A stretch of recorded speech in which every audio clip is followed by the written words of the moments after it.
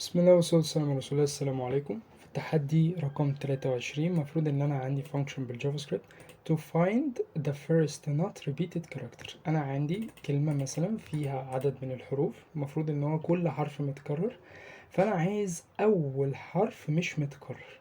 تمام. انت لو بصيت على الايه هتلاقيه متكرر اهو، لو بصيت على البي هتلاقيها متكرره ورا ايه، السي متكرره اخر حاجه، الدي جنب بعضيها، فاضل الاي ده اول حرف مش متكرر. تمام. المفروض ان هو هيطلع لي بس ايه، الاي دي. طيب اول حاجه انا المفروض اعملها ايه، انا عايز اطلع فايند. كلمه فايند دي اصلا فانكشن موجوده عندنا في الجافا سكريبت، فهيطلع لي 1 اوتبوت. تمام. بعد كده المفروض ان هو يمر من اليمين، اسف، من الشمال لغايه اليمين. فانت كده ماشي بالطريقه الصحيحه او ماشي في الاتجاه الصحيح. فانت عشان تطلع الاندكس هو بتاعه ايه، فانت هتقول اندكس اوف بالشكل ده. ده المفروض ان هو هيطلع رقم الاندكس بتاع الحرف نفسه.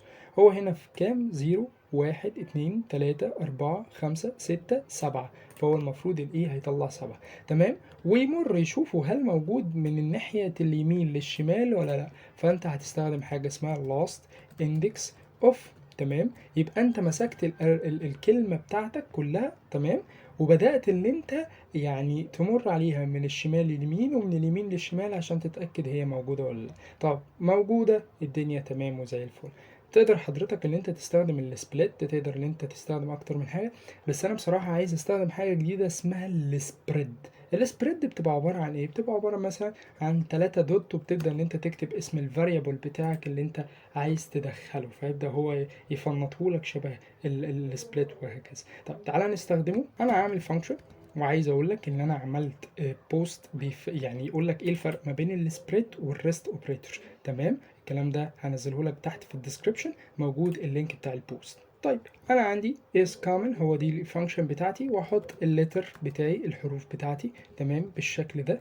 وهقول ان اللتر دي عايز اخليها سبريد، فهعمل 3 دوت لتر بالشكل ده، فهتبدا يدخل لي الكلمه نفسها وتبدا ان هي تفنطها لي. طيب المفروض ان انا عايز اعمل ايه، افايند، يعني عايز اوجد حاجه معينه.